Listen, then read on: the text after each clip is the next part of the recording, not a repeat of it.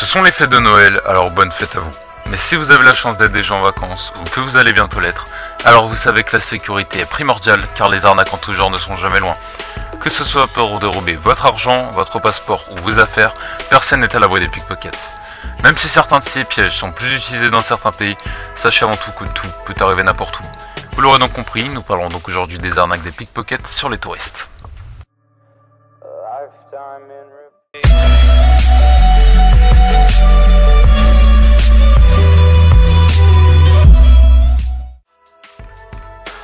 Numéro 5, l'échange de factures. Pour ce numéro 5, nous parlons pas d'une arnaque de type pickpocket, mais d'une arnaque utilisée dans les restaurants. Cette méthode est tellement spectaculaire qu'elle méritait sa place dans cette vidéo. Commençons. Cette arnaque nécessite 2 personnes. Premièrement, la première personne rentre dans un restaurant et décide de commander à manger. Yes, I think I'll have a bottle of the Chardonnay. 5 minutes avant de finir son repas, la personne contacte ensuite son complice. Son complice rentre à son tour dans le restaurant et commande une tasse de café. Son complice, une fois sa tasse de café servie, demande l'addition à la serveuse. Pendant que son complice demande l'addition, l'autre demande à son tour l'addition de son repas, mais cette fois-ci à l'autre serveuse.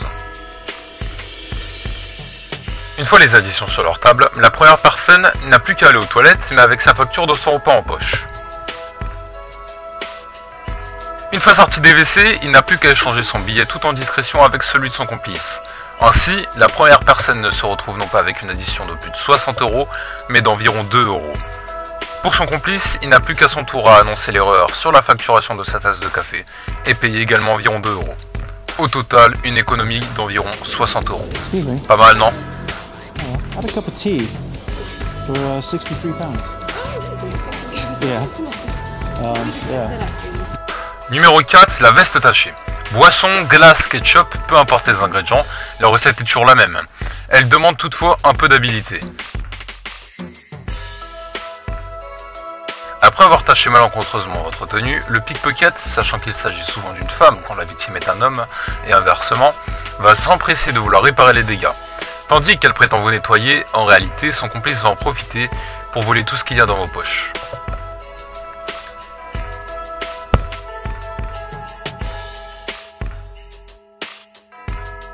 Numéro 3, la fausse bague en or.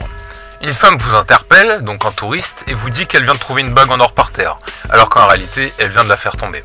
Elle vous propose ensuite de vous la donner, expliquant qu'elle ne peut garder pour plusieurs raisons, car par exemple, il est contraire à sa religion de porter de l'or, ou bien encore que si son mari la découvre avec une bague inconnue, il va criser et croire qu'elle le trompe.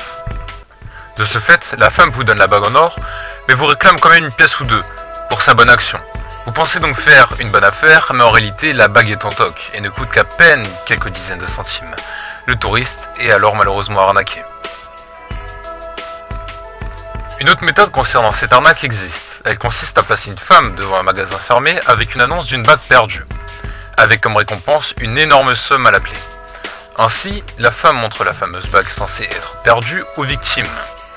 La femme va vous prétendre qu'elle a trouvé la bague par terre, mais qu'elle doit partir dans les minutes qui suivent pour un voyage d'affaires, et que malheureusement le magasin est fermé. Elle va donc insister sur le fait qu'elle doit partir, mais que la récompense est très intéressante. Elle vous propose donc, aux victimes, de vous échanger la bague contre un billet. If you've got something on you that you can give to me now, then at least I've got something out of it. Then you can get the £500 tomorrow. I'll probably get any cash on me. Oh, really? Oh, what, a cash machine? Success. He's off to get some cash. Back in 2 minutes.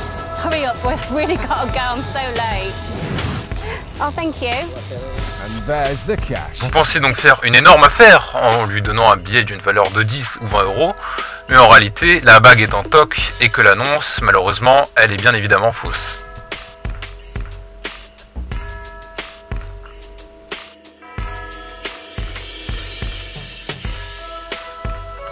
Numéro 2, le Bunto. Le Bunto est un jeu d'argent, mais surtout un jeu d'escroquerie qui se pratique généralement dans la rue.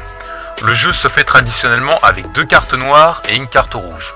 Le maître du jeu manipule les 3 cartes et demande au joueur de miser et de découvrir la carte rouge. Si ce dernier y parvient, il reçoit le double de sa mise, dans le cas contraire, il abandonne. Il faut savoir que le maître du jeu est malheureusement accompagné de plusieurs complices qui vont la plupart du temps gagner devant vous afin de vous mettre en confiance et vous inciter à jouer. Même si vous ne jouez pas au jeu, il y a cependant de forts risques qu'on vous fasse discrètement les poches. Alors faites attention quand vous voyez un jeu de type Bonto devant vous.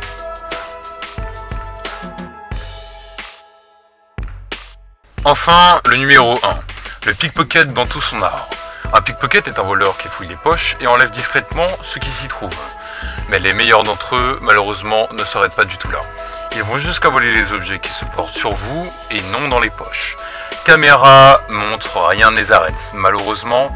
Alors le simple conseil que je peux vous donner, c'est de mettre tous vos objets de valeur dans des poches intérieures fermées et d'éviter tout contact proche avec quiconque. So if I go along there and head that way, so along there. Yeah? Is that right? Lovely. Okay, thank you. Si vous avez des idées top, n'hésitez pas à les laisser en commentaire sous cette vidéo. Quant à vous, je vous souhaite à vous tous de très joyeuses fêtes de Noël. Et si vous avez aimé la vidéo, n'hésitez pas à vous abonner à la chaîne, c'est gratuit. Et de mettre un j'aime à la vidéo, ça fait toujours plaisir. Quant à vous, on se retrouve la semaine prochaine pour une nouvelle vidéo. Alors n'oubliez pas, prenez soin de vous.